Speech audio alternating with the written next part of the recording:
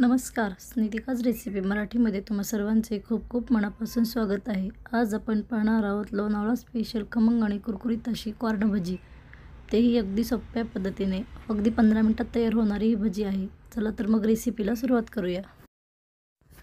मी ह्या ठिकाणी 1 वाटी मक्याचे दाणे घेतलेले आहेत, 1 कांदा बारीक कट करून घेतलेला आहे, त्यानंतर 1 वाटी बेसन पीठ घेतलेलं आहे, 1 वाटी तांदळाचे पीठ घेतलेले आहे, कोथिंबीर बारीक छान कट करून घेतलेली आहे,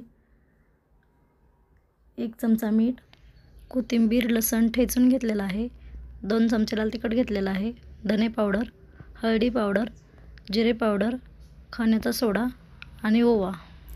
हे मक्याचे दाणे आपल्याला मिक्सरच्या भांड्यामध्ये टाकून चालू बंद करत ओबडधोबड असे वाटून घ्यायचे आहेत। जास्त अशी बारीक ह्याची पेस्ट करायची नाही। तुम्ही बघू शकता अशा पद्धतीने आपल्याला हे वाटून घ्यायचं आहे। जास्त बारीक केल्यानंतर त्याला पाणी सुटतं।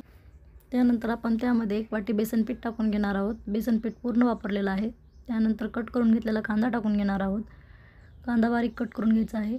तांदळाचं पीठ हे अर्धच वापरणार आहे, अर्धी वाटी, पूर्ण वापरायचं नाही आहे। तुम्ही तांदळाच्या पिठाऐवजी कॉर्नफ्लॉवर वापरायचं असेल तर तेही वापरू शकता। त्यानंतर आपण बारीक कट करून घेतलेली कोथिंबीर टाकून घेणार आहोत। नंतर आपण त्यामध्ये 1 चमचा कोथिंबीर लसणची पेस्ट टाकून घेणार आहोत। त्यानंतर आपल्याला त्यामध्ये 2 चमचे लाल तिखट टाकून घ्यायचं आहे। तिखट तुम्ही तुमच्या आवडीनुसार कमी जास्त करू शकता, मी कमीच वापरलेला आहे। त्यानंतर 1 चमचा धने पावडर। आता आपण 1 चमचा मीठ टाकून घेणार आहोत। मीठ कमी झाल्यानंतर चेक करून परत टाकू शकतात, त्यामुळे अगोदर जास्त टाकायचं नाही। 1 चमचा जिरे पावडर टाकून घेणार आहे। त्यानंतर आपण पाव चमचा हळदी पावडर टाकून घेणार आहोत।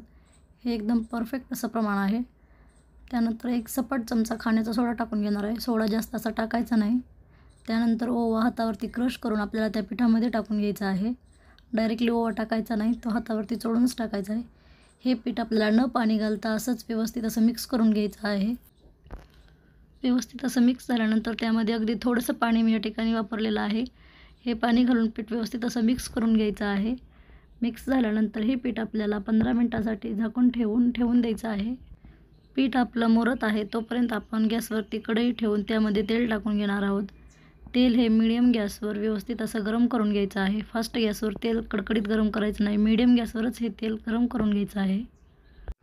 आता ह्या ठिकाणी आपलं तेल व्यवस्थित असं गरम झालेलं आहे। त्यानंतर आपण त्यामध्ये भजी टाकून घेणार आहोत बनवलेल्या पिठाची। तुम्ही तुमच्या आवडीनुसार लहान मोठी भजी करू शकता। मी मीडियम साईजची ह्या ठिकाणी भजी तयार करून घेतलेली आहेत। गॅसची फ्लेम ही मीडियमच ठेवायची आहे, फास्ट करायची नाही।